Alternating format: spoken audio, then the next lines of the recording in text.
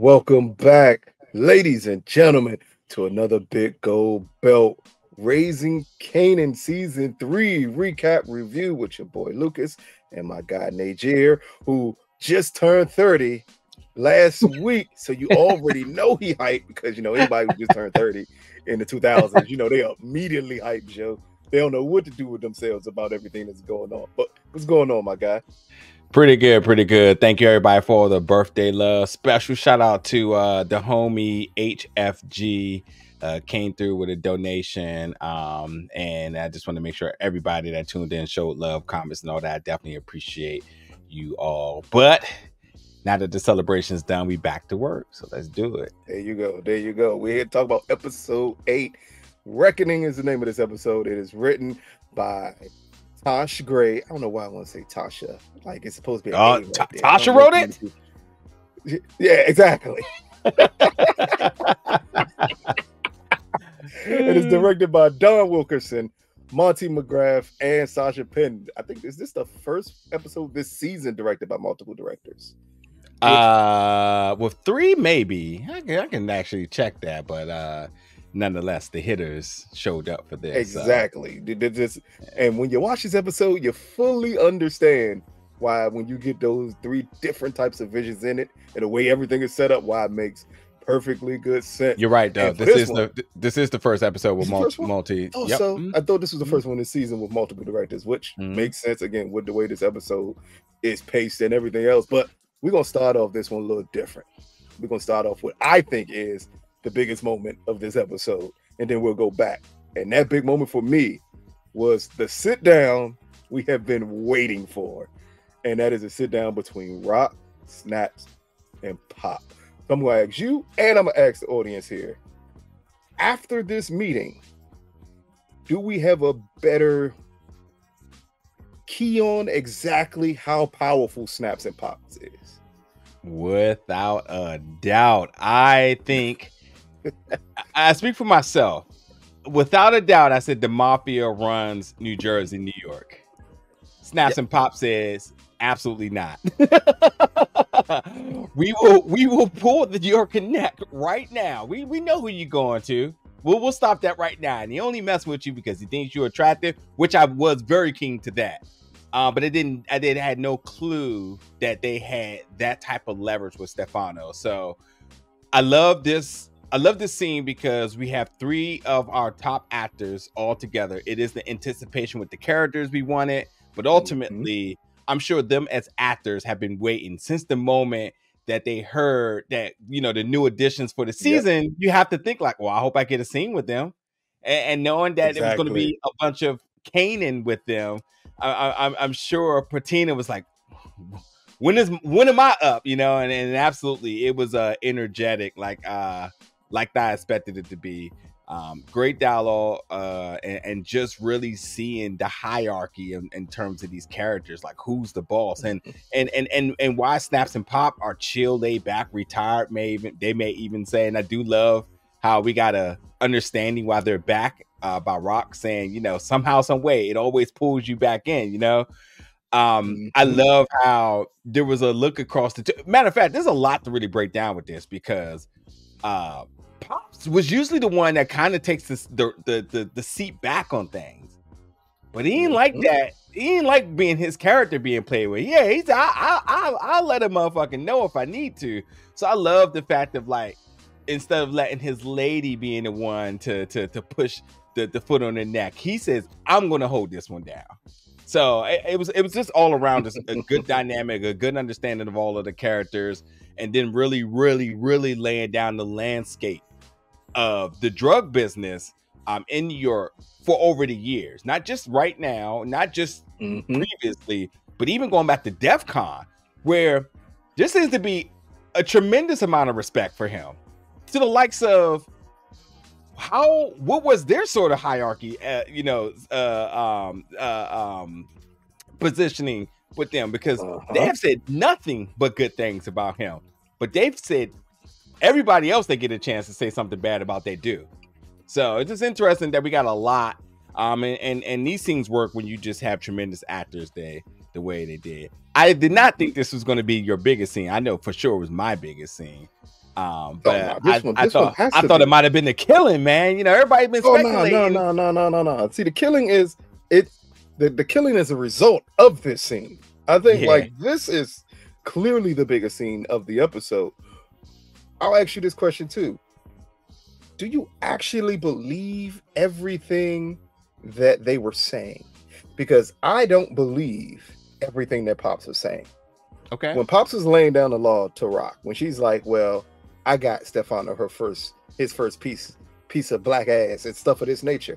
I think that is them thinking they have that control possibly, or perpetrating it that way to Rock to scare her. They did not expect, and this is why Snaps got mad. He didn't expect for Rock's response to be what it was, which is basically everybody thinks you ran stuff. Everybody thinks you the man, but it's always them young hitters that come up and they're the ones doing the work, and those are the ones that take over, which is anybody who knows anything about street life. You for sure know it may be somebody at the top that you think is the person running everything, but it's clearly always a Wayne Perry that's the reason that you're running everything at the top. Like, though, that's a known thing that's known to happen in this business. So I didn't necessarily believe everything that Pops was saying. I think that she was attempting to intimidate Rock. And when they realized they couldn't, I think that's when the anger hit. Because this is the first time we saw Snaps get out of his square. Yeah. Where he was completely bothered. And Pops even bringing up, like, is this business with Ronnie worth all of this? And what do you say? The moment she sashayed her ass in here, it became way more than that. But the weird part is he's mad because he said that she trying to dictate to us what to do. Her only dictation was leave my son alone. Damn. Like that says a lot, because they were trying to play the game like, oh no, we ain't got no business with Kanan. Whole time we fully see, especially throughout this episode, them attempting to mold Kanan into who they still believe his father. Yeah. And I think also too, I mean, we always knew, I mean, you called it, and not to, you know, I won't take your credit, but you always said that Kanan was a pawn to this. And I guess I was under the misunderstanding of, is he a pawn to Rock, or is he a pawn to the longevity of the business? And I think that's maybe the only disagreements between Snaps and Pop, because Pop seems to have some real internal beef with Rock. That seems personal. Pop. So Erica Woods, Pop. I don't know. I thought it was Snaps that has the beef. But see, it to me, I'm saying, so that seems like a direct beef between the two of them, between the ladies. I feel like that Snaps, I feel like it's became personal because he was looking for that one thing to make it personal, but it was always about the business. I feel like there's a level of intimidation that he says a lot of things about Rock, about she's true competition. Never would admit that when you the man. You never hear Kobe ever say anybody was competition. Ever. Hey, Kobe didn't even say Mike was competition at all. So when you a dog, you know what I mean? When you that top dog, there ain't no competition. You know, you are your own competition. So to admit that Rock is a competition, I think he was just looking for that one moment to say, all right, cool, now let's focus on her. And I think, like, you know, the turf wars is definitely going to pick up because everybody's looking to make an example here, which we'll talk about a little bit later. But yeah, like you said, he needed that one thing. He said, as soon as she came in here, talk about leave my son alone, it became, it was not about Ronnie no more. It never was about Ronnie. You was just waiting for that exact moment to say, that's why it's not about Ronnie. But I don't know. Go ahead. I was going to wrap it up. I was just going to say, it is the moment we waited for. And I can't wait to see how the cards really unfold going forward, because this was a amazing setup. It just sucks that it's episode 8, because damn it, I would have episode 6. Give me 4 or 5 episodes of the two of them going back and forth, having these encounters. Yes, because again, the thing with Pops and Rock, I never took it as personal. I took it as two extremely strong-willed women, jockeying against each other. Snaps was like, remember The Last Dance with Mike when he was sitting at the joint and he was talking about the playoff game, and he said, yeah, he did all of that. And then I took it personal. Like, that's the way Snap's reaction to Rock was, like, oh no, I'll take this personal. Like, It ain't business. Pops is still about business. When she said, do you think it's worth this? All of this with Ronnie, she's thinking business. Snaps is thinking personal. So I think that's the next level to see exactly what happens with this, especially with the way this episode ends. But first, we're going to go back to the way it begins as we get my man, who I said was falling apart in shambles of himself. And that's Lulu, as he goes to Rock's nice suburban neighborhood and decides to yell, I'm a killer. Who want next? They need to know who you are. What do you think about starting off this way with seeing Lou in this state where we knew he was going down this path, especially after killing Scrap's mom and him seeing Scrap's ghost again? But did you think it would get to this point that he would go to Rock's place afterwards? Yeah. I mean, so there's a couple of things to really make with that, because let's not forget, like, Rock ain't sitting there going through a whole pack. So she's stressing.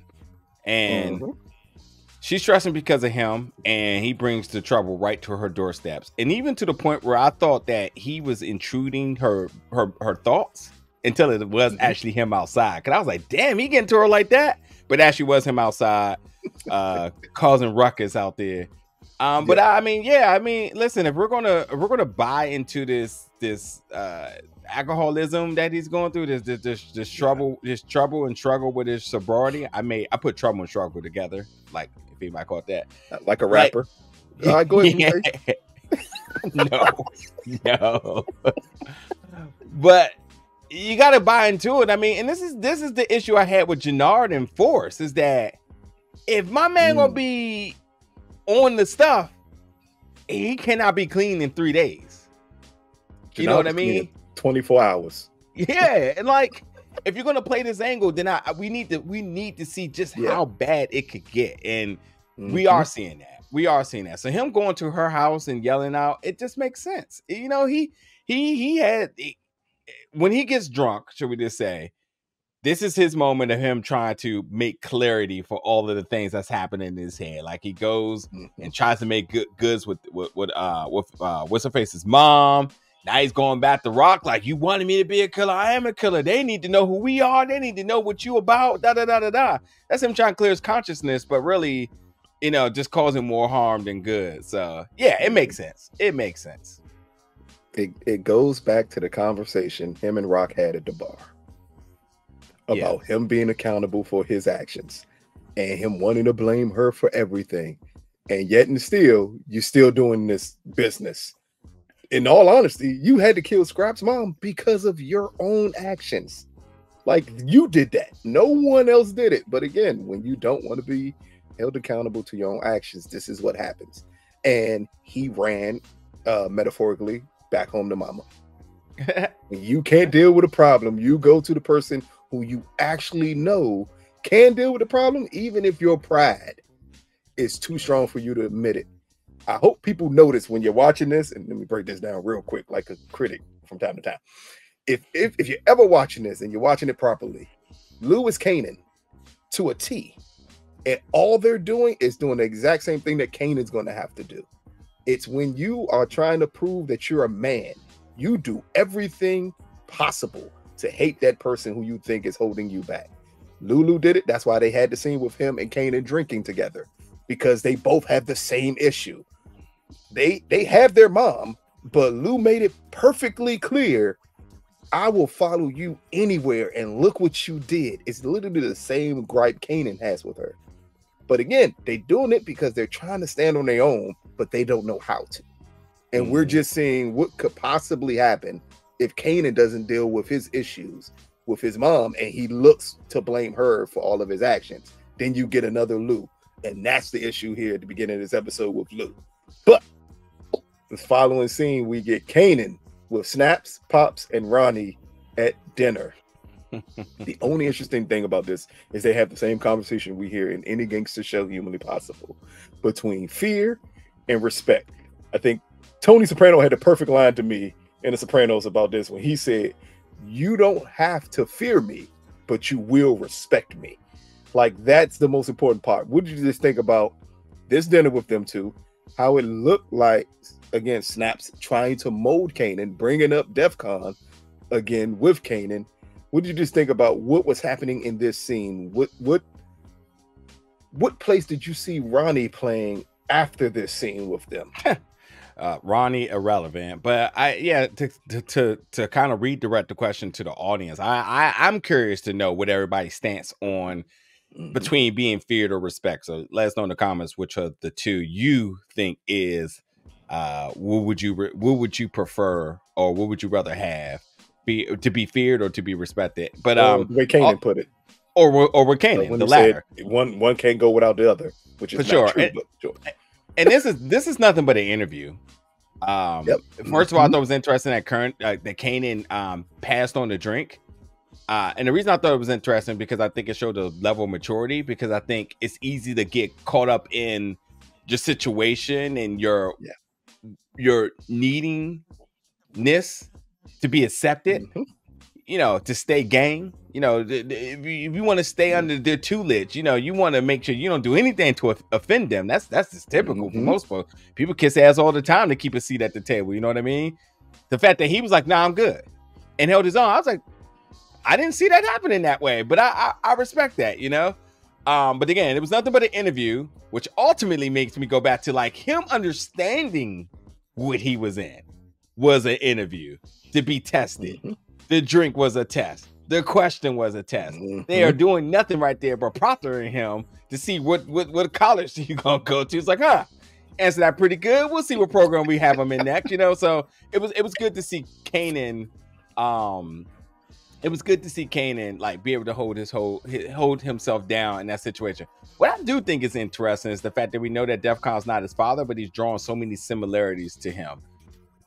I don't know why that's like bothersome to me. I don't know why.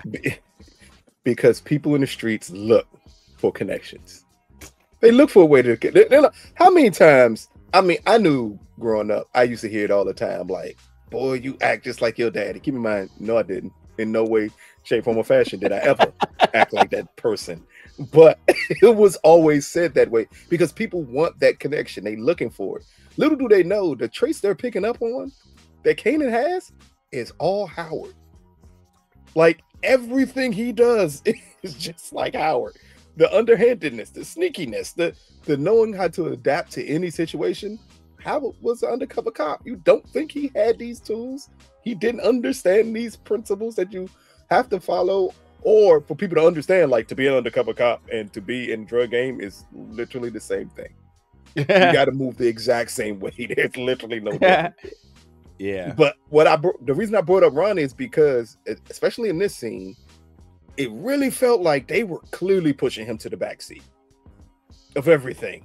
And that's the thing. I don't think there ever was a level of Ronnie per se has a seat at the table. He's a business associate, but he ain't he not making decisions. He's no high ranking official of that operation. He's just somebody that they got some pads with, and they're like, yeah, we'll keep him at arm's reach, and they don't fear him. And I guess he's a good customer, but like Ronnie, as much as this character has been a focal for us as the viewers, this is what this episode has really been about. It's making you understand the landscape of the turf wars. Who is on whose side? Who gets from who fears what? All these sorts of different things. Yep. And for the Ronnies, that's right there. Even if you threw Unique in there, Unique name doesn't get brought up. They're not even tripping off Unique. Matter of fact, you can even go as far as what's his name that was killed. They ain't never been Dane. There's no there. Usually when a big name comes off the table, they talk about the vacuum, because that's the same thing with Force. They said we take them off, we get all that. Nothing been talked about with Dean. That character's long gone, and we can speculate whatever, but they have not brought him up. That lets you know that's not a big deal, since they seem to know who got what, who's with where, who's getting from who. They ain't never hear nothing about like, guess we'll just have to make up for Dean, or Dean's like, oh, okay, cool. Dean's gone. All right, whatever.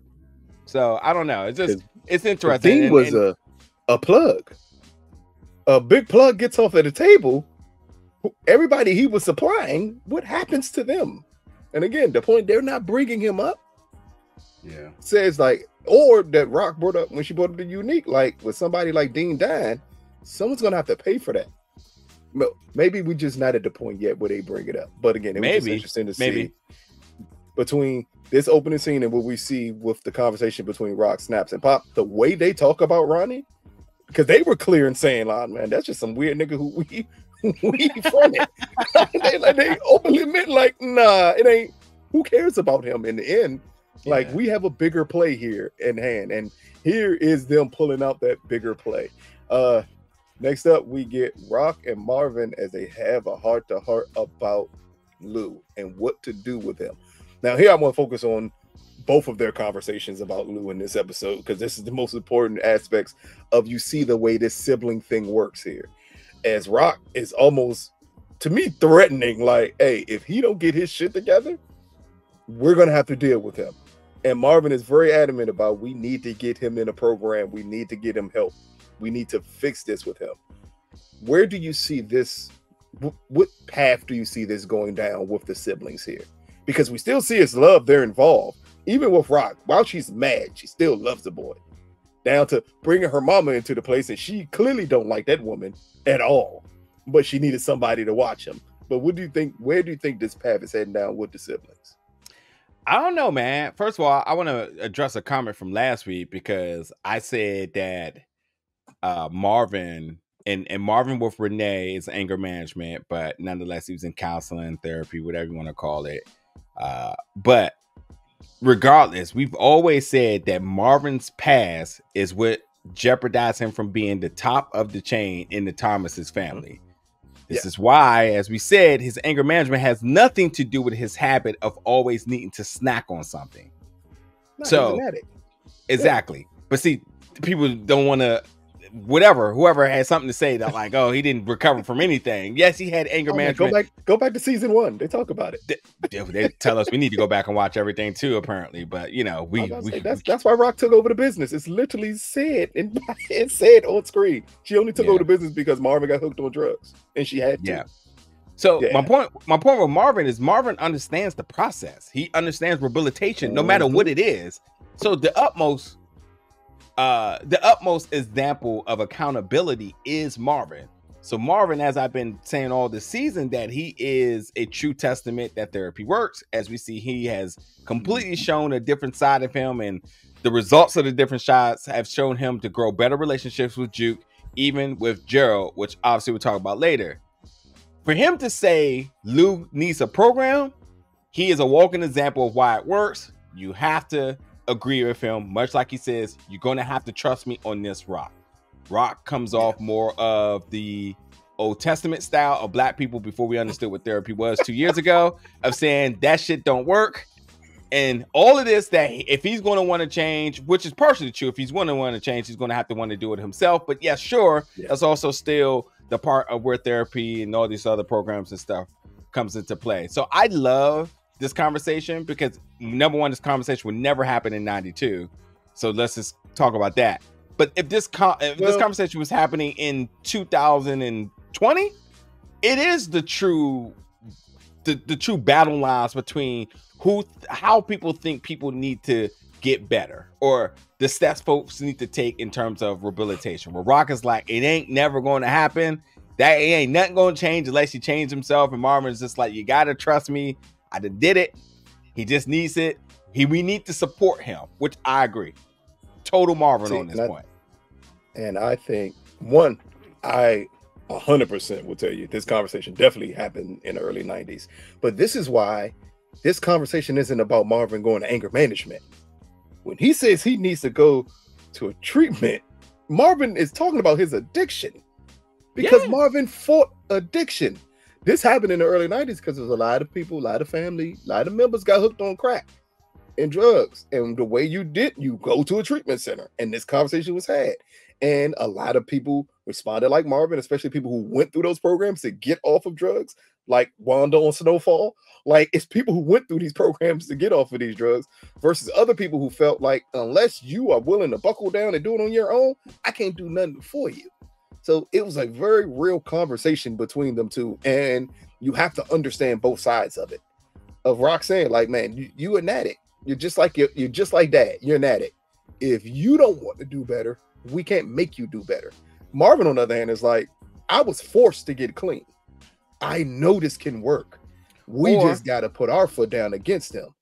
Or it could, I mean, it could be that, or it could just be there was a measure of love that got him to where he needed it to be. I mean, that's where I kind of look at this, is that like a lot of folks are never going to go to the available resources if there's a aggression behind it.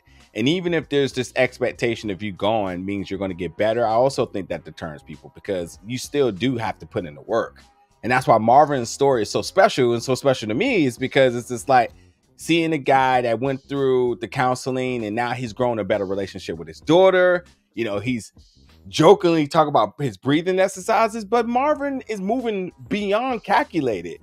And even to the point that he even has made peace with, as he says, is he happy about who he sees in the mirror? And he says, yeah, I'm getting there. I think that's as real as it gets. He's never even got to a point where he's like, I can run this again, which that could be an argument to be made one day. I mean, Rock is good at what she does, but I mean, Marvin holds it down for what he does as well too. You know what I mean? But I mean, like, even to the point of he never tries to overstep. He just tries to politic between the siblings of, I need my sister, my baby brother to come back together so we could do one of those, another picture on the mantle right there.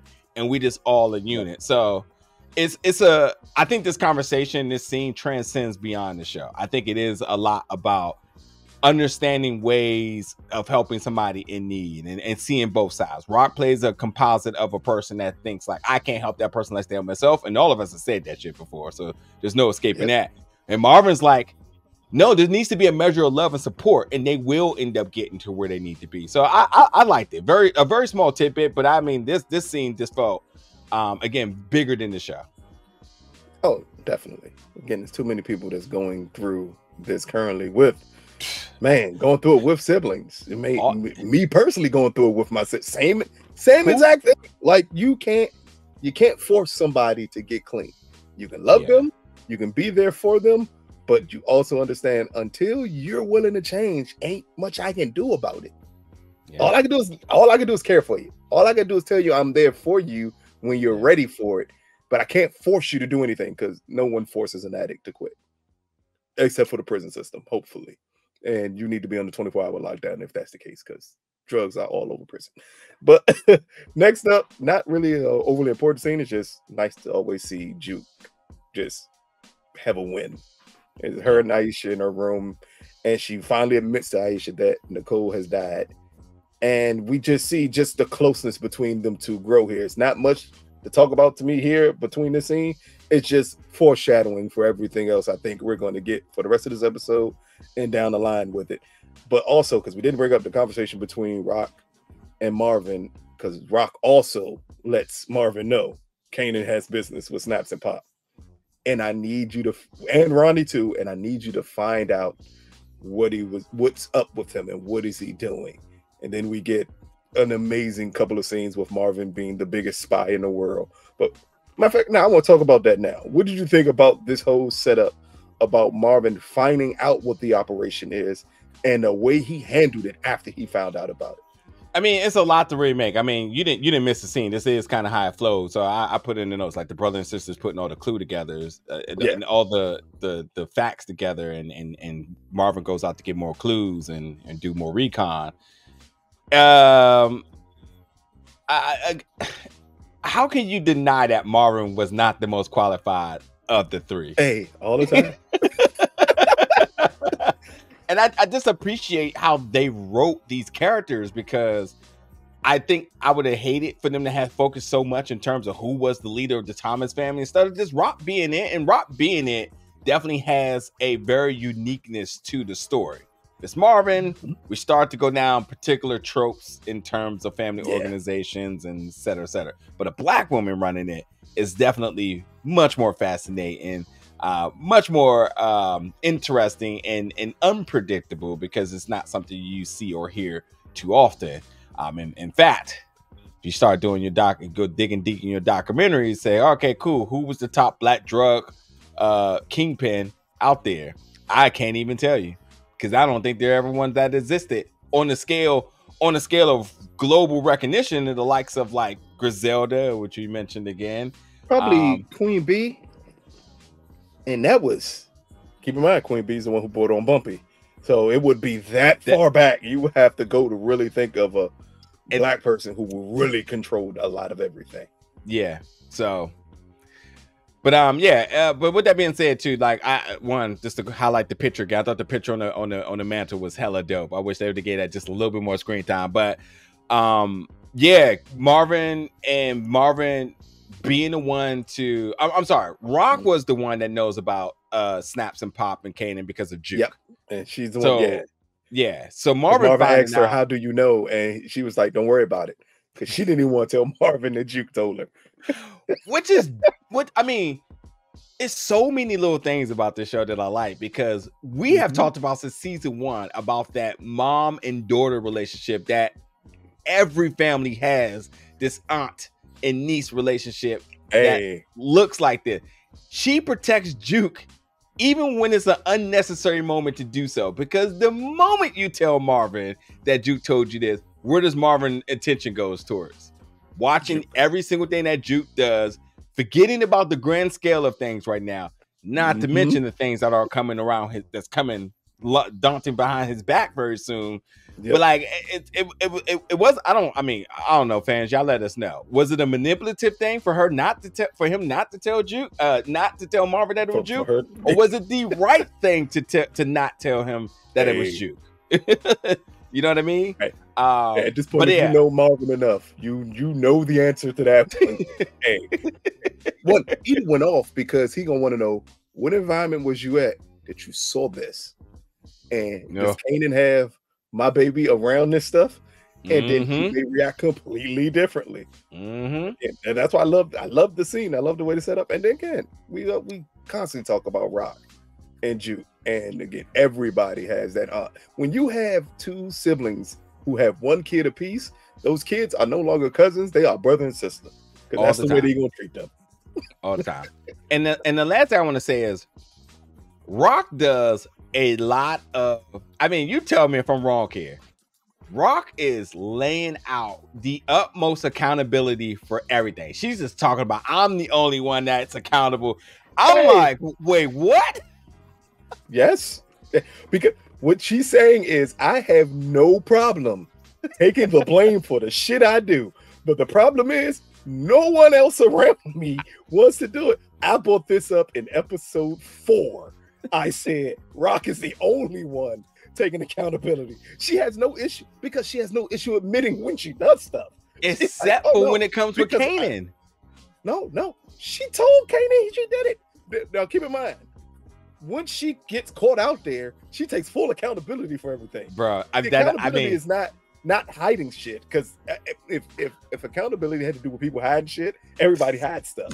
Accountability is when you get caught up, you don't try to flip that joke on somebody else. Like, it's whenever Rock got put out there, what did she say? You damn right I did it, and I did it for this reason. Everybody but Kanan. She lies to Kanan up and down about why she did things, and she lies to Kanan up until Kanan catches her. Then she fully admits everything. Like, nah, he has held her, and I can't think of a particular fact, but he has definitely have blamed her for lying, and she has completely been lying, and then she would never admit that she was lying. No, the biggest thing she lied to Kanan about was Howard, and about DEFCON being his dad. That's the big thing.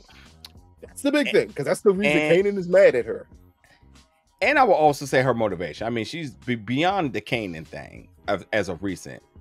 Her motivation of everything is because of her power in the drug game. Kanan's aware of that the drug game has always been priority to her. So Kanan pulls from under her thumb, and now her shift goes to Kanan. This is why she says, I'm out of the drug game, because this is what it calls me, only for her to get back into the drug games, because when it's calling, she goes running back. But Kanan called her out on that. So it's like, no, everything is about that. It's literally not about me. And and again, I just think that, like, when it comes to her accountability, everything else outside of Kanan, sure. But with Kanan, she'll just lie until, the Rock eyes comes out. I'm about to say, to me, accountability is when you get caught, you admitting what you did. That's accountability. I don't care. I don't tell the truth to women until I get caught. Then I'm very accountable to my actions at that point. But before that, nah, man, I'm gonna get this off until you catch me. Well, Al Bundy said it's not cheating unless you get caught. So I have to be accountable until I get caught. But the next scene, actually, which is weird that they split it up this way, but the next scene was, again, Snaps reveals to Kanan that Rock is back in the game. And that Rock is not only back in the game, but Rock's their competition. And then we get Kanan response, the one that you've been saying for this entire season, is, I'm a threat too. Again, attempting to prove that he's a man, just like Lou, to his mom. I don't think there's anything else to talk about here, because we've been talking about that for this entire season, about everything that they're doing. Yeah. So next up that we got to talk about is Rock when she meets the supplier, as she tends to strike a deal with them. All I'm asking is here. One, did you expect the supplier to have a drug addict brother? Two, did you think it would go down the path that Marvin takes it down to get this deal done?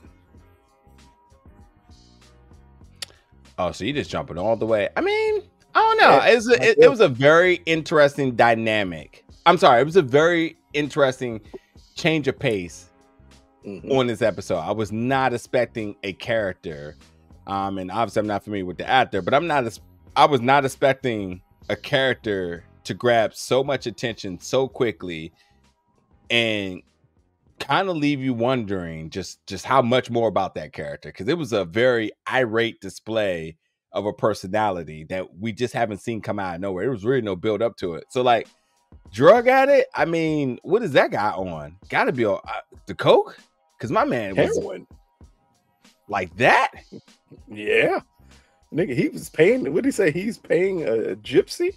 I mean, any drug can get on that. He get on the shroom to get that. I mean, but like, I just did not expect that character to be off like that. I would love to have asked Bettina, did she break on that scene? Because when they turned the camera back on her, she had that look. She had that look like the Nick Young GIF. Where he's like, the when he's just like confused, like what the fuck is going on here? She literally was looking like, what is happening right now? But I mean, to hold her composure, because I bust out laughing. I was like, what in the world is happening right now? But one of the funniest lines this season is, I think you're in trouble with your mother. My mother's been dead for 10 years. That was dope. That was a dope cup. I did. Yeah, when she said, I was wondering, like, I thought they were just gonna cut the scene. That was interesting, but yeah. But then, like you said, to get to the point where they got, I mean, it's Marvin, man. Marvin handles what he has to handle. I'm not gonna go too much into it because I know we'll talk about it later. But like, Marvin just, he does what he has to do, and London.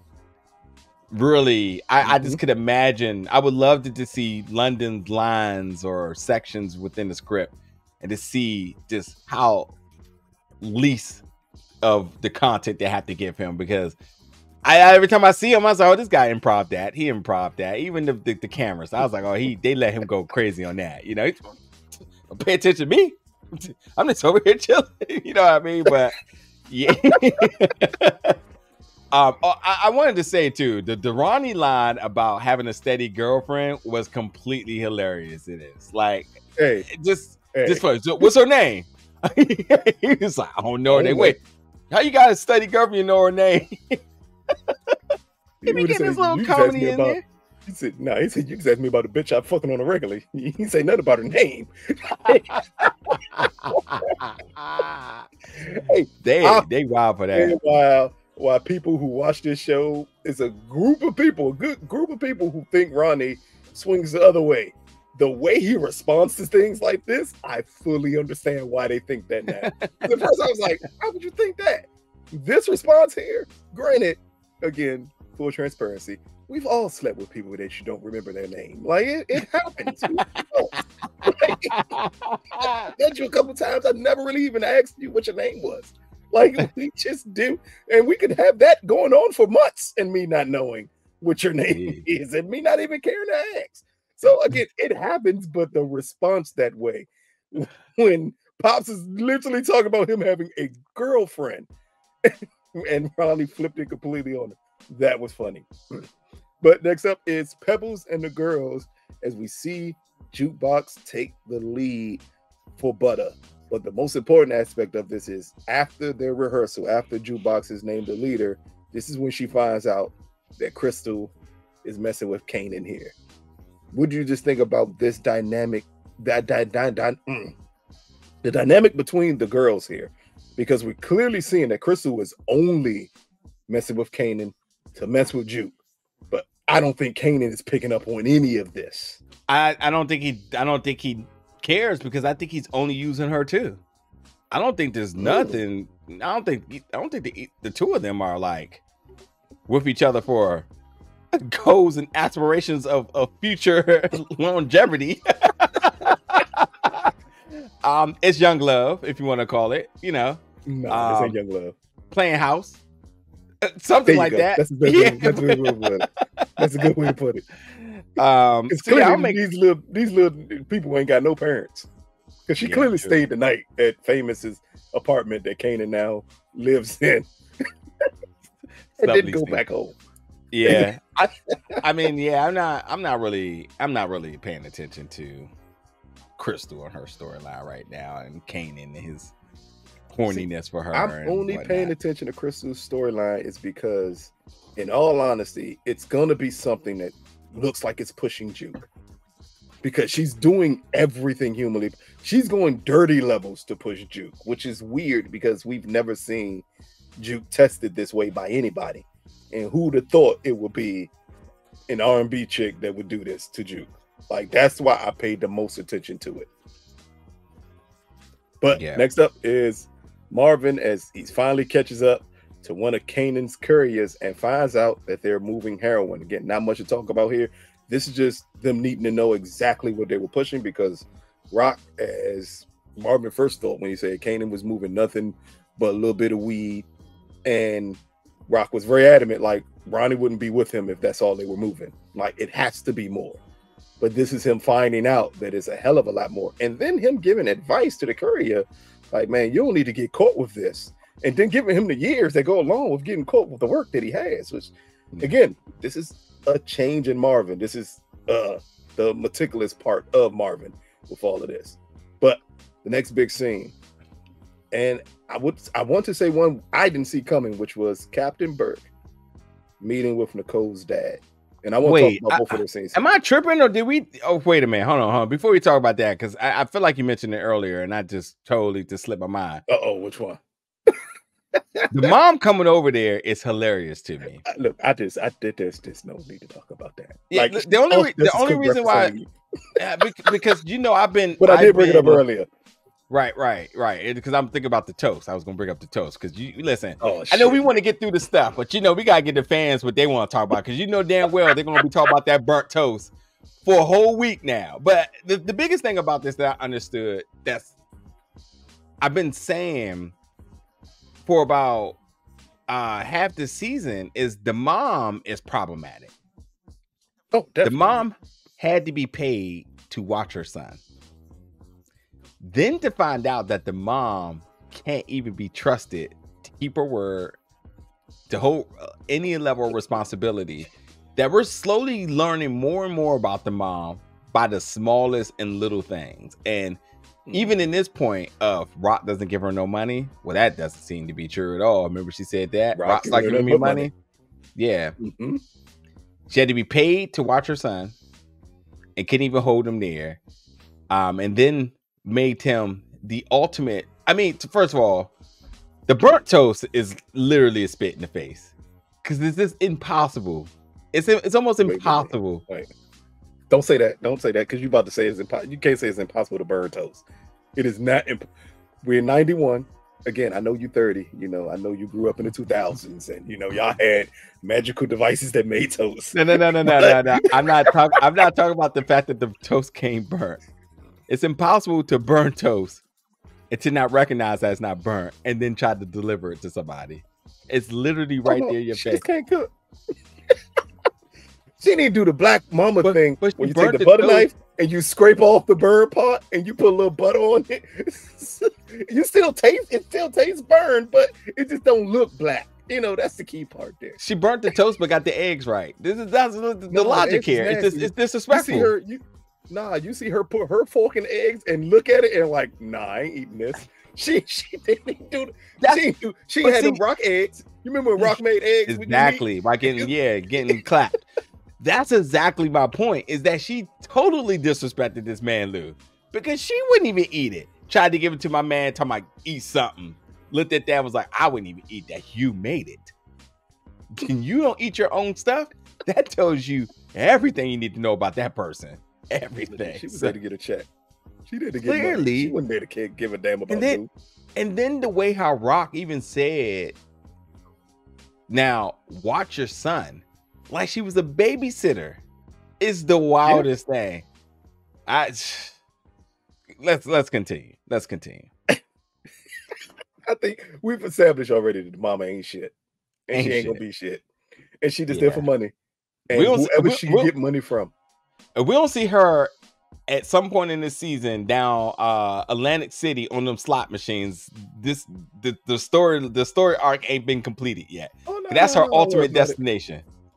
No, her ultimate destination is to become Patrice Woodbine. So she gonna go down that same path. She gonna take that money and open up a church or something. We already know where this is going. We done seen this play out. But again, back to it with Nicole's dad and Captain Burke. And I want to talk about both of the short conversation they have outside the brownstone, and then the conversation they have inside the brownstone about Burke and about him believing she didn't have a bad bone in her body and she wouldn't do anything that she's been blamed with his daughter. And then he brings up, I would believe that too until I talked to the other cop. We thought after last episode we were closing out Burke's story because that's the way it portrayed. We thought we closed it out. It closed out. Yeah, Burke's story. So I was I'm sorry to cut you off, but I just wanted to quickly say I'm extremely happy that the scene was in there, because again, I was just so disappointed that it closed out. So I was like, a little something did to this have a character was so relevant for 2 seasons, and it's like, we're gonna kill the first episode, talk about it maybe twice, and then wrap it up. You know, so it's good to see that there's still some legs under this, you know. So where do you think this is heading towards? Because now it looks like Captain Burke is truly investigating everything with his daughter. Yeah. What's interesting is, and I don't want to spend too much time on this, but I think it's important to notice Nicole's dad is having highs and lows, because you can see this is clearly a low. But when he went to see Marvin, my man had a little bit of pep in his step. He looked alive. You know, he seemed like he had made peace with it, which tells me that these conversations and this sort of, you know, this moment means it's a bigger deal than maybe the screen time allows, because these are both dads that have lost their daughters, that are having lows right now, that is trying to find peace. Because I would have thought that Nicole dad initially would have had her peace and would have had moved on from it. But this clearly tells you that this, and I don't know anybody expect for anybody that have lost their kids to just been wash their hands and go on with it. But it is to very much show the viewers that there's definitely highs and lows still going on. And I think with the lows, it's important to understand the lows are going to feel the motivation to learn and know more. Now we're about to, I feel like we're going to get 2 dads who is just completely fixated on getting complete justice and understanding for their daughter, which tells me now there's an ultimate danger, not only for Howard, but for Kanan too now. Because to find out that these drugs, and now that everybody know the drugs, the heroin's out there, and let's not forget that Kanan had his first run with this before, this could get bad. This could get real bad right here. And let's also not forget that while he is talking to Burke's dad, that is Captain Burke, who easily can hit a database, easily can drive a narrative or anything back at the station, drop a tip, and focus everything in one direction. A couple more conversations of this, and this is going to open up a biggest can of something I don't think we were accounting for the wrap of this season. Yeah, especially since it's still going by Captain Burke, even though he's retired. Like that. That's just letting what's a captain always a captain? Because they won't go just let one. They won't go just let black captain be the only captain. You know, Captain Baptiste. But yeah, I am highly upset that we didn't get something with Captain Baptiste in this episode. He needs to be in every episode. Just to let us, at least to cuss at something to let us know what the hell going on with the rest of the task force that he don't like anyway. But next up, we get the meeting between Rock and Quan. I think I'm saying his name right. Yes, I am. Yeah. Rock and Quan, as they talk about Rock's new competition, as he pinpoints to her that someone else is moving heroin. At this point, we know it's Kanan. And what is she going to do about it?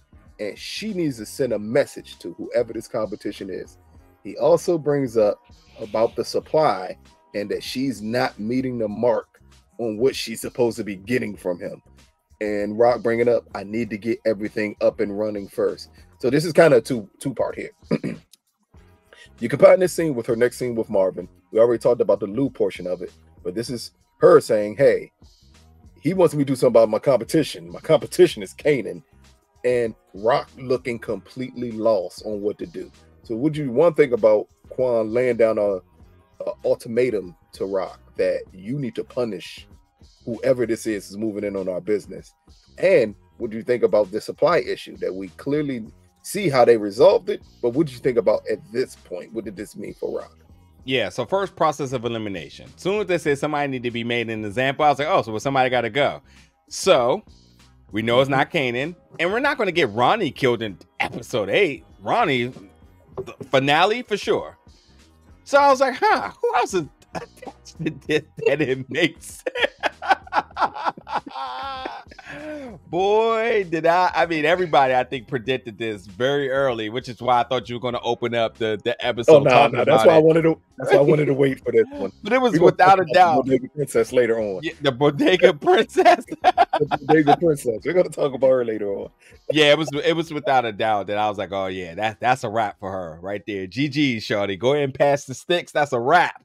But the expansion stuff, I mean, yeah, I mean, we all knew how that was going to play out. They were going to figure it out. There's not too much time we need to be dedicating to them having troubles in terms of how they're going to do the expansion, besides them executing the plan and moving forward with it. But it's Rock, and again, much like Snaps and Pop said, Rock is good at this.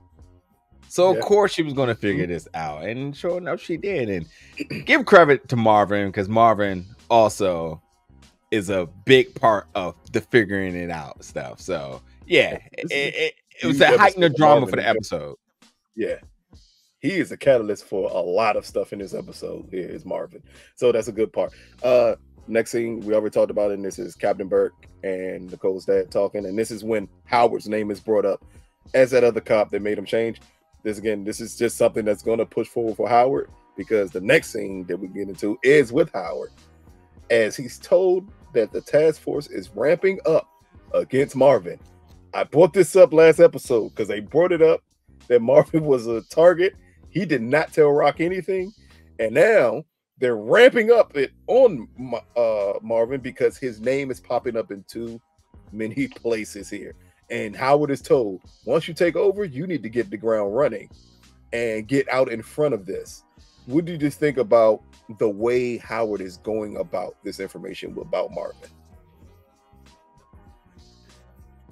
I don't know, because, and I can't even recall my pitch from last week, because I felt like, I believe I said last week, Howard was more or less trying to deflect from things being on him. Himself. Yeah, to him now trying to play like just regular unbiased cop. This situation is a little interesting because, one, they said they resorted to Howard to see what they had on him, and they made it seem like, oh, here's somebody we landed on, don't got much, but here it is. Now they're like, oh, he's checking all the boxes. So we're going to ramp things up on him, which that is possibly a lie too. But I think it's interesting to say that the task force is using all of their resources. And I think Howard happens to still be one that got on a very loose string here. I think there's a deep level of manipulation going on that Howard isn't aware of. Howard got that promotion possibly because they wanted him to.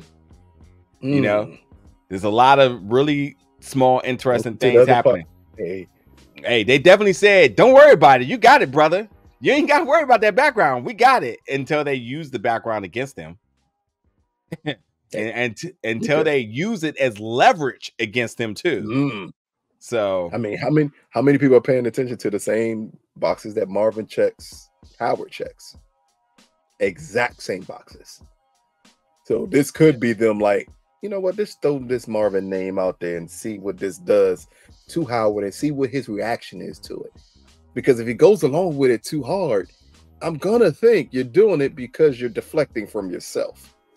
And then by not bringing Rocket at all into this whole conversation makes it even worse for Marvin. I mean, makes it worse for Howard, because she eventually is going to notice, like, you're setting my brother up. Like, you got to wonder where this is going.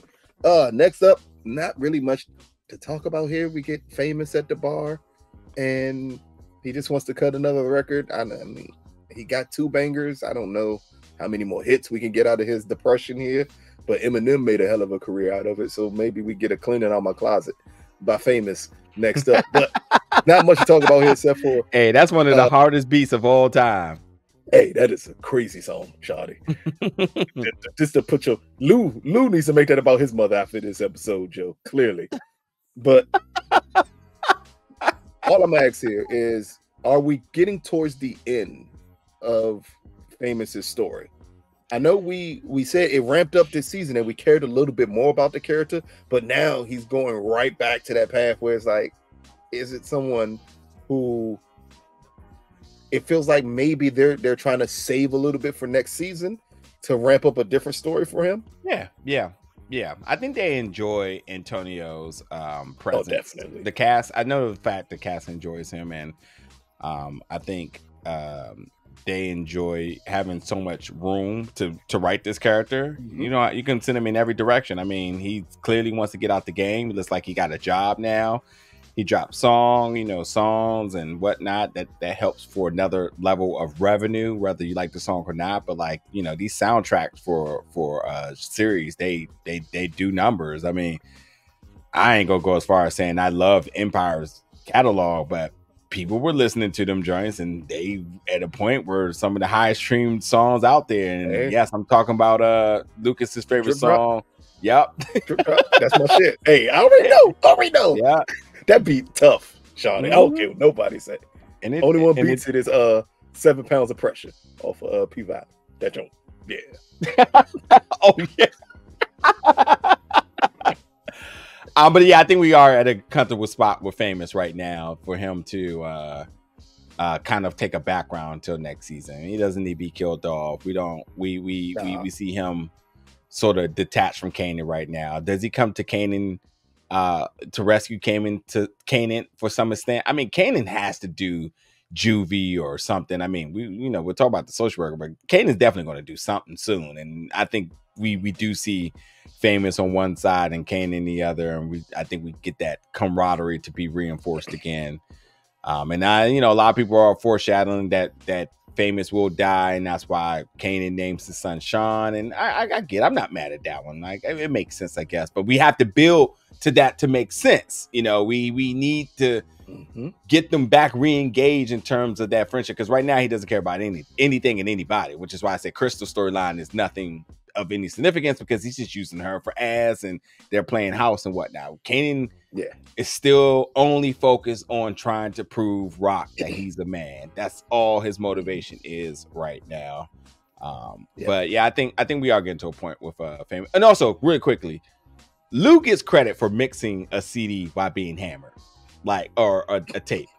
He damn sure mixed that thing. And when you mix that thing and then Famous know he got something, and everybody know Famous got something, you gotta get a little credit under his rationale right now, because my man definitely out there heavy on the bottle, but he damn sure can mix the tape if he need to.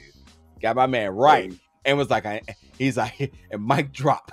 I see y'all in 2 weeks now, which I can't wait till we talk about a little bit later, because somebody in the comments did sort of call this, and I didn't see it, but I am all for it in terms of where I see the Lou story arc on. So we'll get there in a second.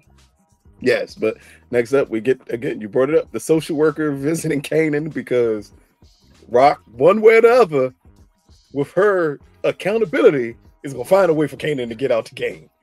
She said, because other than that, why would the social worker would have the slightest idea where to go towards? Rock gave her the address and said, "Go get him. He's here." And this, we understood, as Kanan points out, like, this is my mom and her bullshit all over again. And I'm gonna stick with the only other time we see the social worker in this episode. And this is what makes me really think the dynamic between Kanan and Ronnie has changed. The next time we see the social worker after this scene is we see Kanan sicking Ronnie on the social worker.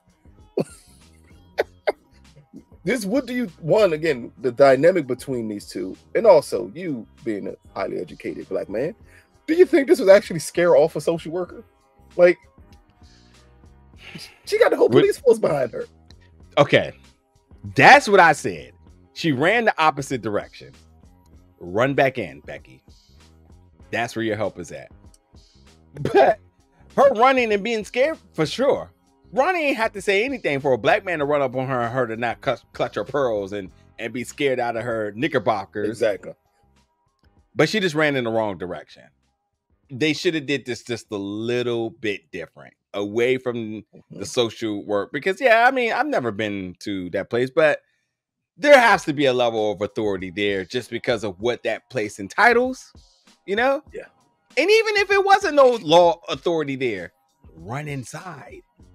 Because a man just threatened you to some extent. And you say, he threatened you about one of your clients. That's all you need to know. Yeah. She ain't got to give Kanan 24 hours. She could have had them arrested on the spot. Yeah.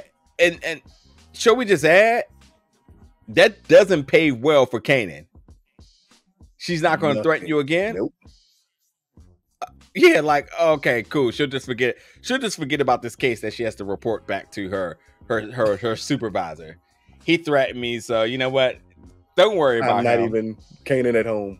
I'm just gonna write up these false reports instead of just having him arrested after he sends this big black man to threaten my life. Like, yeah. It's the powerism. It's a possibility we'll never see the social worker again because maybe she is so scared that this happens.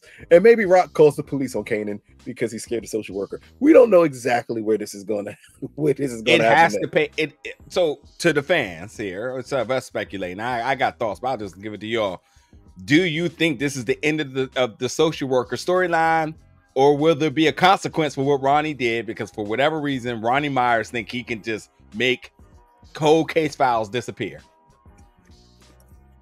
Let us know. Out here not knowing women names he's sleeping with. He like, look, what's this? The caseworker is fine. The caseworker is fine. I could do all things at this point. Yeah, man. And next up, I think we already talked about the following thing, and that's what the big thing that we started the episode with, which is Rock meeting with Stamps and Pop. So nothing to talk about there. We talked about Marvin spying on the owner. Next is the spiral. And then literally I have that written in my notes that way, of Lou. As we see him here look like he's about to get robbed, and then pulls out a gun, shoots and scares the robbers off, but it's the collapse and just him laying there that seems to be troublesome. What do you think? Are we seeing just Lou get to the point where he's just going to become a full liability for them? And at that point, is it a possibility? And I know I'm foreshadowing here. Now, as you in the audience here, is it a possibility that we're seeing the beginning of the downfall for Lulu? Meaning he's going to be the person they're going to blame everything on.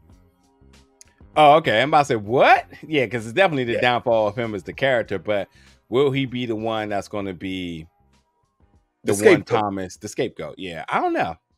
You get that to the audience. I'll let them see how that ride out. I don't know. I do have my thoughts, but we'll see how it go.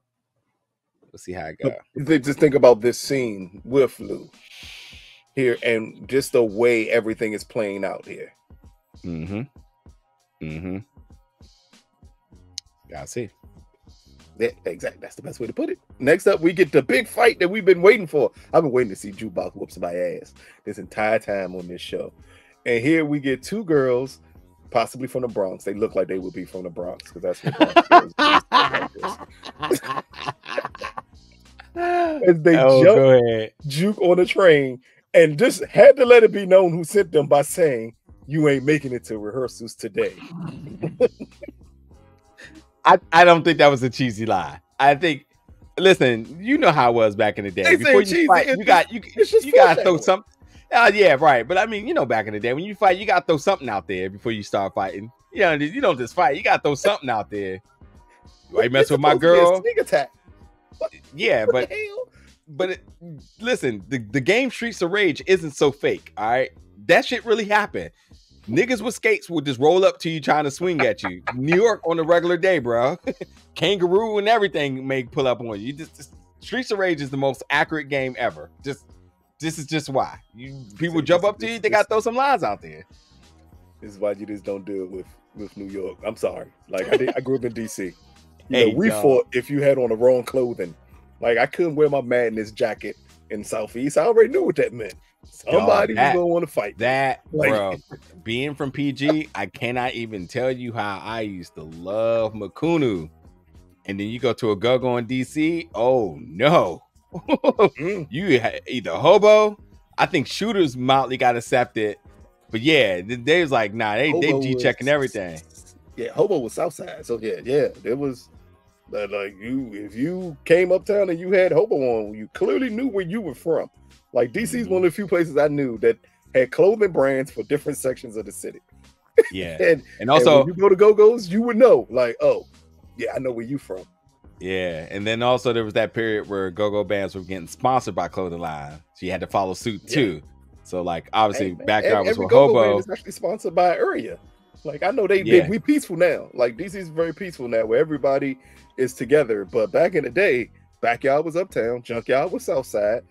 Yeah. Clearly, they called Northeast Groovers. Like you understood by what band you follow where you were from. I don't know if my memory gone right now, but I think Raw Image used to wear Madness, if I'm not mistaken. I gotta think about that for a minute. Or no, I've never seen Raw Image. It's all days. All days. I remember All Days, man. I was Raw Image is a little young for me, so I don't remember. I've never seen them do anything. What? I've heard of. They're not that much younger than Back. They got to be. I saw Back in 90. You had to see Six. You had to see Six before. Y'all got the same eye. You on Big Six. You might be Little Six. A couple people got. I'm pretty sure I'm older than him at that. I can't be little anything. I'm older than him. You can't Google none of these folks. It just don't happen that way. Hey, I'm about to say, y'all been just going on. If you ain't from DMV, you don't know what the fuck we talking about. But just understand, all these people exist. Y'all know Chuck Brown. There you go. Go. Run Joe. Chuck Brown and Sexy Lady. There you go. Now you know you got. Doing the butt. That's it. Through your 3 songs, you know. Now you DMV worthy. There you go. Oh man. But matter of fact, I want to stay on here with Juke. After the fight and after she goes to the recording studio to threaten Crystal, the remaining part of Juke's story of this episode is her meeting with the army recruiter. And I know I'm jumping ahead a little bit, but I just want to close out Juke's story for this episode. What do you think about this meeting that she had with the recruiter? As we kind of see this happening with a lot of people who may sign these deals to go to the military, have second thoughts about it, and they act like there's no way out of this deal no matter what you do. So before you even talk about that, go back to the fight, and she gets jumped. We knew Juke was going to hold it down. When Juke gets to rehearsal or whatever you want to call it, her letting Crystal know, like, you know, your girls are weak, etc., etc., etc. She pulls up with a smile. I love this because Juke had to let everybody know, in case you didn't know, don't sleep on her, because she would throw them things. Homegirl had a knife, and they didn't even give us the fight because we thought that Juke wasn't going to show up. And she comes back, she ain't leaking or nothing. That lets you know that Juke is fearless. You know what I mean? 5 minutes late. Yeah, just 5 minutes late. No problem. I'm the leader. Don't worry about it. I'll be there. I do what I gotta do. So I love the fact that she shows up with a smile and then let her know that her homegirl's weak. The whole recruitment thing is interesting because I personally will say, even into my to me coming out of college and recruiters were there, and when I even wanted to allow a conversation, I'm asthmatic, so they were already saying I couldn't go. But then there was another recruiter that was just like, "Oh, we'll take care of that." And so one person tells me I can't, one person tells me I can. I'm just like, y'all just saying anything at this point to get people to go. And obviously I went to college and did my thing, you know what I mean? But I think what's interesting about this is that to understand two different things here. Recruiters are going to recruit. They're going to do anything to get you. And contracts, sure. But what is that contract legally binding to? Because at the same time, too, my man, it's nothing but an agreement of saying you're going to go. I mean, people do commit. That's a good question. It's not even really a contract. It's a commitment. And you don't sign a contract until you actually enlist. Yeah. So, again, and they're using these terminologies to force her to go. So that's the first problem, is that you are not going to let a minor sign a contract without any parental. Wait. Keep in mind, Juke is not a minor. She's 18. The problem. You're right. True that. Juke is not a minor. Either way, it's still nothing but a commitment. No contract. So the secondary thing is Juke, in a very wise way of saying, you guys always lie, etc. And I forget how it was worded, but it was something about freedom. And he said that you're gonna break a promise to your country. He said the country's always broken a promise to me already.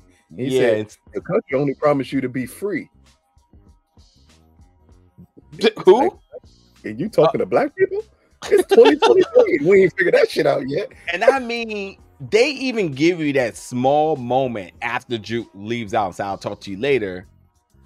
Of knowing that he even has doubts on his statement of black people being free. True. He knows the truth. And again, with the year that we're in, again, just like amazingly, probably when you recruited what, post 9/11, I'm assuming? Yeah, it gotta be. Yeah. Post 9/11. This one is during Desert Storm, is around this time period. So of course they at that point they're just trying to get people. They don't care what they got to do to get you in the door. It's not like now where they try to give out bonuses to people and trick you into taking money for your life. But back then they were just trying to get you in the door, and he knew he had to lie to her. But I found it more interesting that Juke just didn't decide there on the spot, I'm not going to do this. We see the path that she's going down. Like she's still not fully committed to this music thing because this is her way out, just in case she still needs it. And most people tell you, if you're going to do anything like that, anything in the arts, you can't have an escape plan. If you have an escape plan, you're not committed to following through with whatever art that you're in. And I think yes and no, because I mean, I think that's sort of a flawed mentality. I think everybody should always have an option B. Doesn't mean that you're not fully committed to option A, but like we live in a world, especially for black folks, that whatever we got our mindset on, there's a system of work against us. And I mean, let's not forget that everything that Juke has represented in this season has been a woman, a young lady who has the utmost talent, skills, education, knowledge to do anything, only for everybody around her to hold her back. So to say I can do the music thing, to be the leader, but then to say, but maybe I need to get out of New York totally because of the family and everything, or just whatever reason. Anybody that gets close to her, it seems to trouble happen to her. Or maybe I need to get away from everything, you know, all these sorts of different things. I don't think there's nothing wrong with having multiple options, but still to be completely committed to your passions and your hobbies and whatever it may be. So I'm not mad at it at all. I think the only thing is that it's good to see that she's aware that the promise of freedom, and it was delivered. But was it? She definitely knew, and she instantly had no problem saying, we'll holler at you later, Mr. Military Sir. So there you go. And I think that's a good, just tongue-in-cheek moment for the audience to actually have a black man tell a young black kid, America promised you freedom, and they've delivered, and you're like, what? Like, huh? That makes no sense. We all have fell victim to that for a long time. Hey, and it's not just black people. I don't want to single just black folks out. No one is free. So no, you can't fall for that trick. That's shit. The banana in the tailpipe to try to get you through the door. That's the key part there with that. But next up is Rock meeting with our favorite baby mama, whose name is mixed of two parents who clearly did not know how to name people, and that is Rock and Pernessa. As they meet to talk, and Rock at this point is trying to find out who's supplying Ronnie, and finding out if Pernessa knows who's supplying Ronnie. Here, the most important aspect of the conversation is Pernessa is clearly about protection.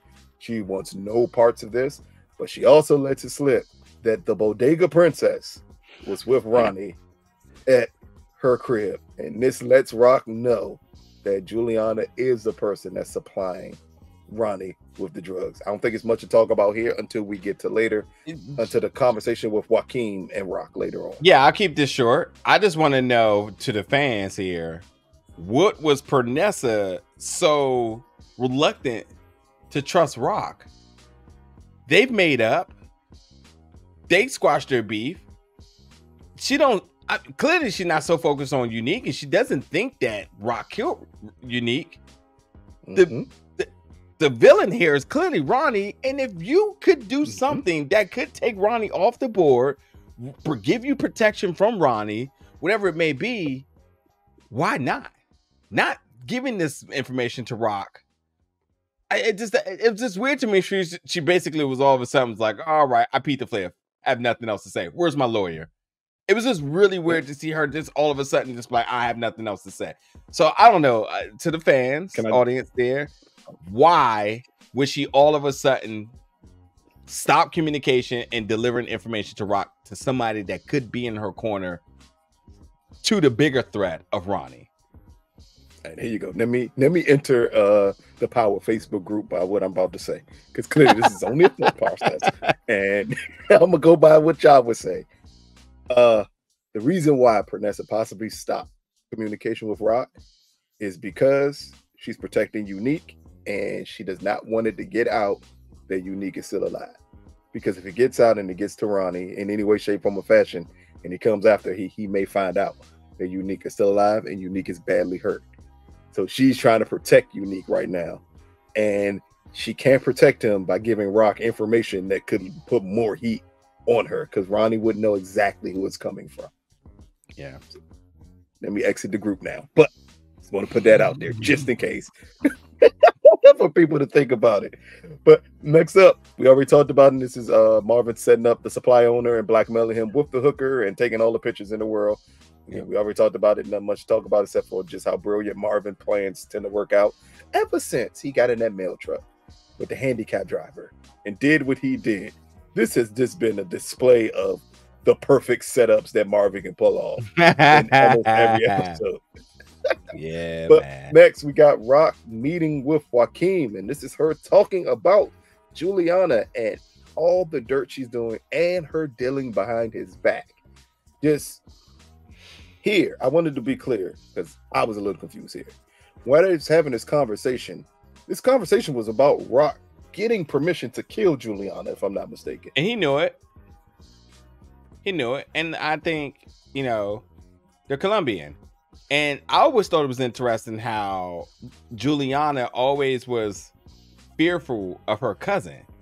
I'm like, that's your cousin. What you so worried about your cousin for?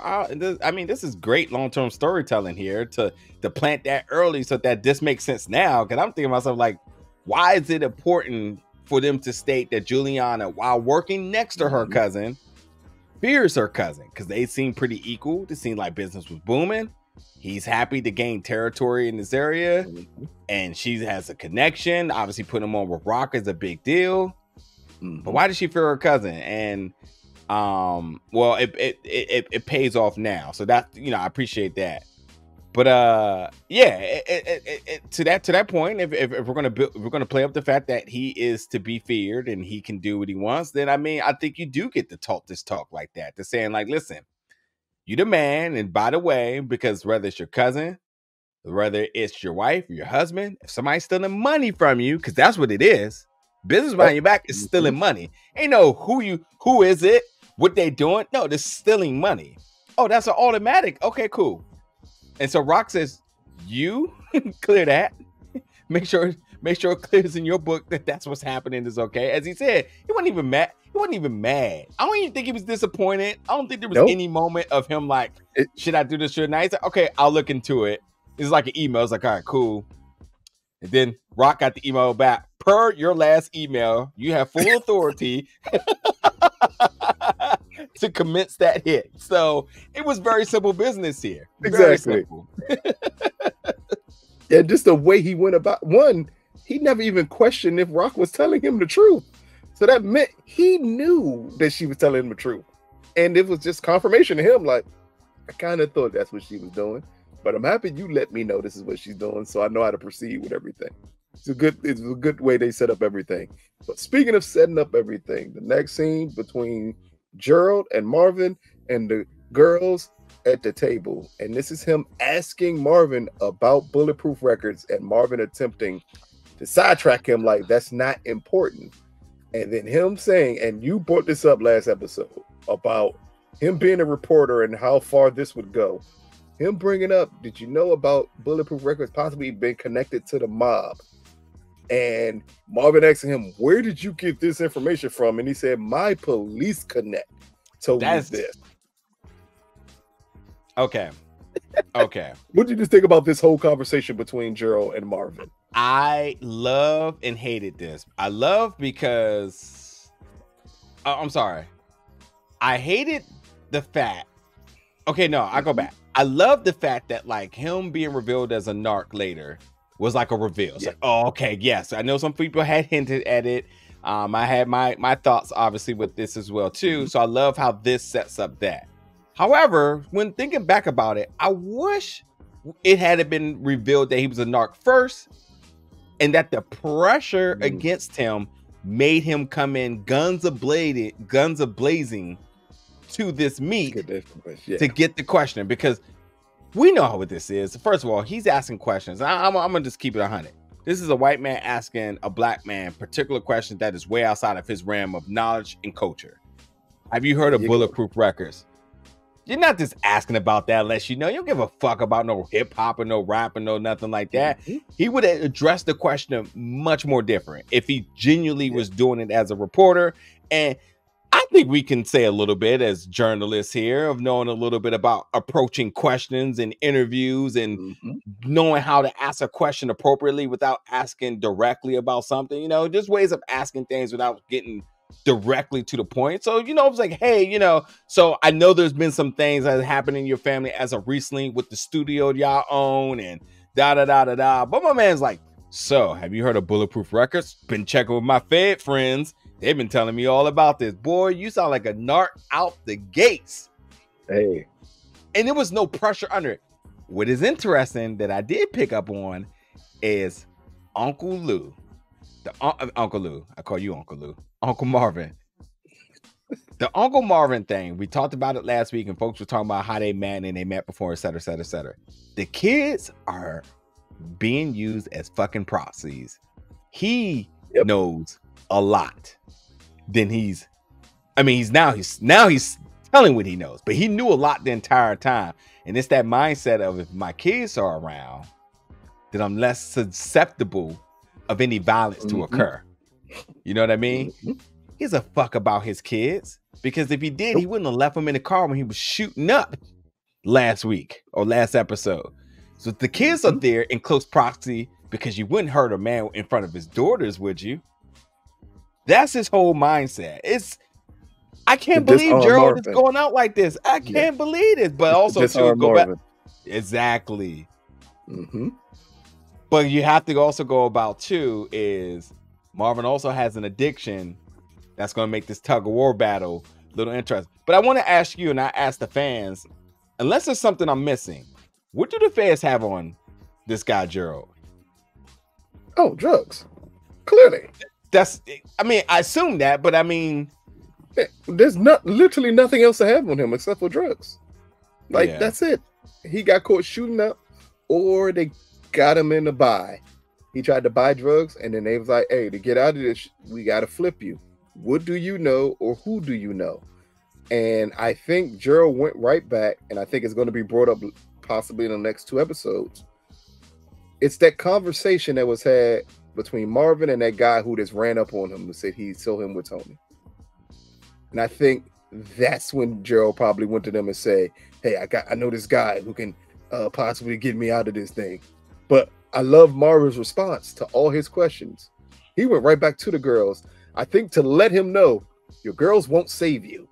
When he said, oh, baby, you got to come inside the lines. You can't go outside the lines like your father. Like, that's him letting them know, like, understand, they're not going to protect you.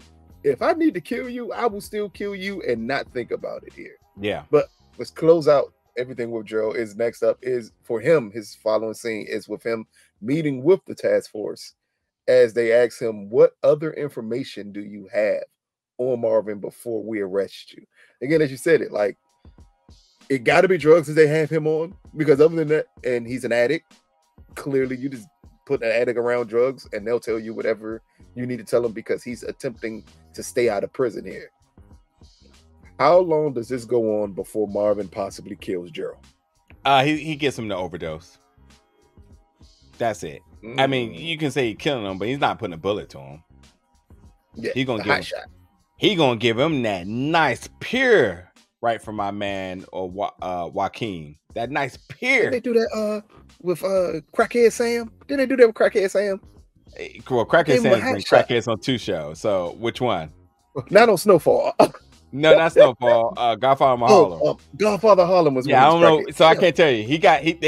They Damn, what show gave him the hot shot? That's a damn shame, Joe. I think it was Godfather Harlem because I remember Bumpy. Yeah, it was Godfather Harlem because I remember Bumpy not being so happy about them doing that at first. No, but they killed him on this episode. They killed him in Raising Kanan with the same thing, didn't they? He went to prison. He went to jail. Burke, he got out of jail. Burke was mad he got out of jail, and he went to go shoot up again. And Marvin killed him. Yeah. I just can't remember if Marvin shot him or gave him a hot shot. I know the order. I know y'all perfect. I know everything about Raising Kanan because we don't research them. So just let me know. You ain't gotta let us know. Let me know. Did Crackhead Sam die in this show with a hot shot, or was that a completely different show and was he killed? I just can't remember which one. He 1,000% at the hot shop in Godfather Harlem. I remember that because that's when what's his name had got it from the homegirl that he was falling in love with dancing on the floor. So yeah, I just couldn't remember here. But again, so we clearly see him setting up Gerald one way or another to get rid of him, because at this point we kind of thought Gerald would be loyal to Marvin, and I know you brought it up before. You thought he could be a possible connection for Marvin to pull information from the cops, and I think it happened, but just not in a way we thought. Like, we thought this is something that could play out a little longer, but clearly this is something where the cops are now using him to corner Marvin as much as possible. Yep. And final part of the episode, and this is our final scene with the Bodega Princess, as Rock pops up at her house, lets her know, I know exactly what you're doing, but I won't make the mistake of letting you live again. As Rock said, this is about cleaning up your mistakes. Having accountability, which I love with Rock. She's always having accountability for my mistakes and correcting them. There's not much to say for Joaquin about what's going to happen, because there's no ramifications with him. Yeah. Where does this leave Ronnie at? Because Juliana was his supplier. Oh, I mean, yeah, and that's, I was just let me how I was going to approach this ending here. So first thing is Rock with her speech about accountability once again. I feel at this point now she's just trying to convince herself, but whatever. But the fact that she gave Juliana the 3-piece special, I thought was interesting. Not one shot, but 3. The pop, pop, pop. Kind of look back, and we'll talk just a second about. I have a question about the end, but with Ronnie, it's the big question is with Juliana being off the table, with Ronnie obviously, as I said, making it to the 10th episode, it's without a doubt. If you're going to take Ronnie off the table, you have to extend this to the end of the season as possible. I think we see Ronnie get killed, but I also think we see Unique reappear. That's my prediction for the end of the season.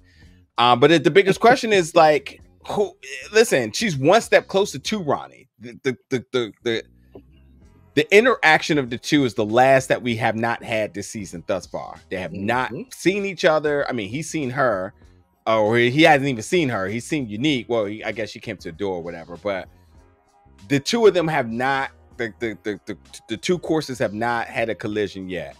So it's a matter of, will it be Rock that takes Ronnie off the table? Could it be somebody else? Could it be Lou? In a wild card factor, could it be Marvin? Somebody's going to have to get the Ronnie. So that's kind of, and I guess, the fans listening, you let us know who's going to be the one to take Ronnie off the table, and will Ronnie catch another bite before he's done? The point of the matter is, where does this leave Ronnie with Juliana being gone? It leaves him desperate, which also makes it even interesting, because now the one thing he cared about most in terms of getting back was, well, getting his stuff up and running. Not having that, he has a problem. That makes him now also inch closer towards Rock. So it's the Michael Myers and Laurie Strode dynamic again. The two versus each other. So I think it's great. I think it's great. It makes sense. That was Juliana. Process of elimination, easily picked Juliana, but it was the right decision for the story. And we're just going to see what happens. But if I had to give like a strong prediction of what's next with Ronnie, we have to see him unhinged. We have to see him challenge Kanan about wanting to get to his mom. Will Kanan protect his mom? Yes, because she's family. His family's off limits.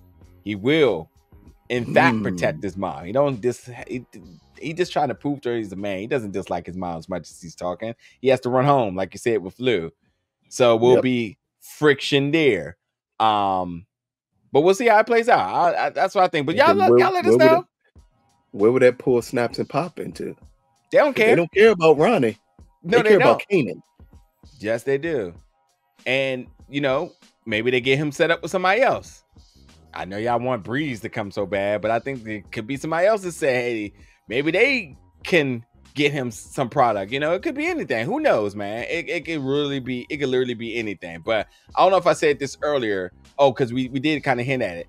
But it is very important to know that Snaps and Pop knows exactly what's happening with Rock's organization and who she's getting from and so on. And so does Rock know what's happening with Kanan and who he's all around. So there's no secrets off the table at this point. It's just only a matter of time before these interactions happen. There you go. And that's it. Close out this episode. Any final thoughts on episode 8? Yeah. Reckoning.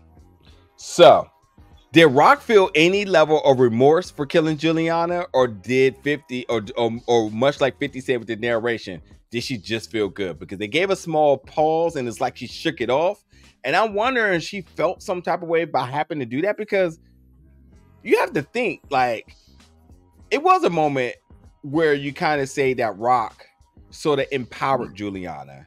And of course, she ran with it like she just became, she came to the queen. I think that was the pause.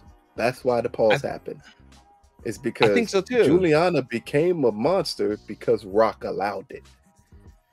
Maybe. And that's one thing when you think about, like, we wouldn't go down this path if I didn't do what I did. Because maybe, but also she regrets killing her. I think she's perfectly fine with that. Because that was already on a collision course from what we saw earlier in the season when Rock tried to back out. And Juliana was the one that was trying to force her to stay.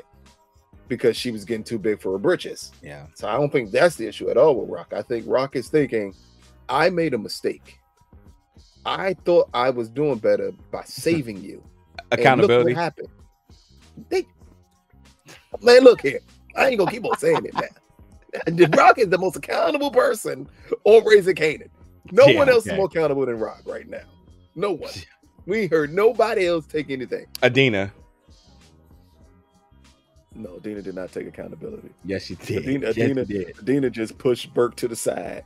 Like, her accountability should have been her looking more into, like, what Burke was saying. She did not. She's still in the dark. She still don't want to believe that Burke was telling the truth. Yeah, she lied to herself. We know that. I don't know. Y'all can let us know. Did Rock actually feel something in killing Juliana, or was it like 50 said with the narration? Did she just feel good? And I think there was a part of her that felt like, that I cannot believe we got to this point, because I think she, like, liberated her. I mean, this is a woman being abused and she didn't have nothing going for her, had a little shop. She got her introduced to money, got her connected with her cousin, given her position, and then all of a sudden she took it all away from a 3-piece special and cut the lights off on her, canceled Christmas, and rolled out. And she kind of was like, and rolled out. So, you know, it's interesting. This is why you can't uplift everybody. Some people, you gotta let them stay exactly where they're at. Can't be uplifting everybody. And that's a quote that you could take to the bank, man. You can't help everybody for real on that note. No, not at all. But again, let us know what y'all think. Comment, subscribe, like, get in here again, do what y'all do every week to us, and tell us how much stuff we got wrong. We have no issue with it. But also let us know, what do you think that conversation between Rock, Snaps, and Pop is going to lead to? Let us know now that Juliana's gone. Where do you see Ronnie moving forward? And finally, let us know about this dynamic with the siblings. Are we going to see Rock have to turn against Lou to save Marvin? Or are they all going to get together and do what family do, as Vin Diesel would say, and work everything out? Look like you had something else to say. Yeah, I forgot about the last thing. How did we forget? So Lou in the car, off the bottle, and he looks at the gun. And somebody in the comments last week says they think Lou's demise will be suicide. And I said, that I won't rule out. Did their father die? I just thought about that. I mean, there is still a level of speculation with that. And I think, and the thing about that is too, to understand if they're like really talking about storytelling here. If you talk about the alcoholism in the family, then that's genetics. So that means like not only is Lou dealing with that, but that means Marvin is susceptible to addiction, which means Rock is also susceptible to it too. But then also too, when you start talking about the other like mental things that's happening, if you point at that, that's kind of something that kind of goes through generations as well too. So they have a lot of creative space to really iron out the story, with the father painting the father's story or demise a little bit more detailed, but also by way of what happens with Lou. So it's interesting because Lou could go one or two ways. The suicide thing I did not have on the table, but I think it's something that could work. You can go the Marvin route and he checks into rehab and he's off the table. He can also go to jail because my man has now caught another body. So does the D-Wiz, does Scrap Mom, does it catch up to him? I mean, he seemed to want to walk off into the night and said, I'm done with this record label stuff and the whole new place he got in. Does he become does he sacrifice himself? And that too. I mean, there's a lot of possibilities of what it could do. Yeah. And we've all a declaration for his sister, you know? Yeah. And we brought it up about addiction. We've seen it in all three of them already. Like we know we understand Marvin was addicted. We see Lou addicted. Rock is addicted to the game. What you expect? Yeah. Also, she blazed through that pack of cigarettes. Her addiction. She blazed through that pack of cigarettes. Every day in the 90s. She's probably smoking Virginia Slims. They not that strong. You know, all black women smoked Virginia Slims back in the early 90s before they switched to Newport. Oh yeah, okay. Before they switched to Newport, like when like 96, 97, Newport 100s came to shit. But before them 100s, like every chick had a little cigarette case with the Virginia Slims in it. And you know, because Virginia Slims made you sexy back in the early 90s. You need to. You're a funny dude. But again, thank y'all for tuning in. Again, catch our review as it drops an hour after the episode airs. So you catch us about 1 a.m. And maybe you see Nigeria in the comments. I'm old. I possibly won't be in there until the middle of the week where I hear y'all talk trash about us. Then I'll jump into the comments and enjoy y'all. But again, this has been another Be nice if you comment. Yeah, they love your shirt. At least I do. I be coming on like select people. Like I'm not here for no beef. I'm not here for no problems. There's a lot of love in there for you. Your shirt collection, I've seen Lou has the best graphic t-shirts. I'm like, I don't know, the way how my life kind of works. Somebody give you a compliment, you say thank you. You just like, I know. That's how you roll. Like I fucking know my shirt game type. You know, I'm an old man. You know, new technology be getting me from time to time. Thank you is old technology. Matter of fact, it's Old Testament. Oh shit. There you go. We'll see what we can fix this week. But again, thank y'all for tuning in. Peace, people.